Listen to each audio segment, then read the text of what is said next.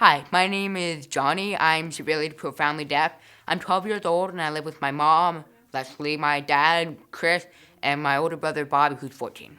I first met Johnny's parents, Leslie and Chris, when Johnny's older brother was here as a sixth grader. Leslie and Chris came up to me and they introduced themselves. They explained that they had a sixth grade son, and they also mentioned that they had a younger son who was deaf, and that I would be meeting him. Leslie has done a great job of just being on my radar. She always comes up to me and says hello when she's on campus. She comes to PTA meetings. She's extremely involved.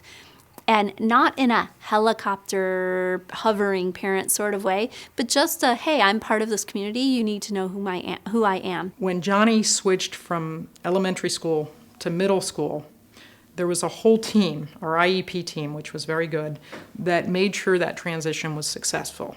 We had teachers from the elementary school. We had a principal from the middle school.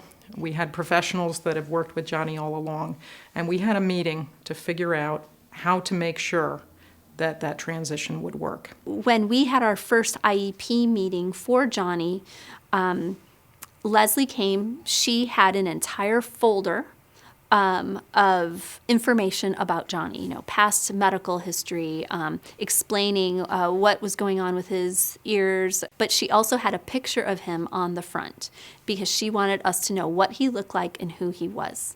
And that was such a nice touch for us.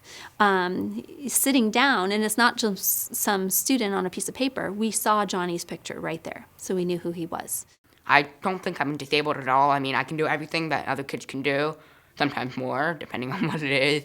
And, no, I'm just normal still. No, I'm not disabled at all. He has an obligation as part of his responsibility as self-advocate to say, I didn't hear it, or what did you say? Sometimes he'll say, well, I just didn't hear you. And I said, well, you saw I was talking to you. You have to say, but wait, I'm not getting it. What was it you said about this or that? I say, Johnny, you can't just say, I didn't hear, and then let me go, because I assume you listened to me. And I trust that if there's a problem, you'll say something to me.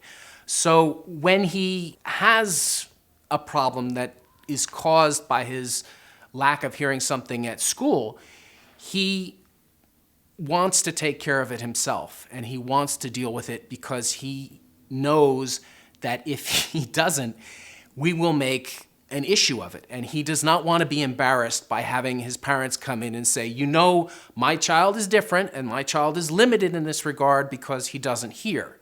Johnny absolutely does not want a fuss to be made about not hearing. He has very supportive parents. Parents who have not allowed him to use his hearing as a crutch. Johnny's parents expect him to read, they expect him to do his homework, they also expect him to be involved in physical activity like his karate. Johnny has a work ethic, and I think that's what attributes to Johnny's success. Well, I think probably the main thing that makes me determined is, I would say, probably my parents and my family. They basically instill that sense of, nothing you can't do. They are truly the model family for self-advocacy, for student advocacy, and for building a child's self-esteem, regardless of what the child's disability is.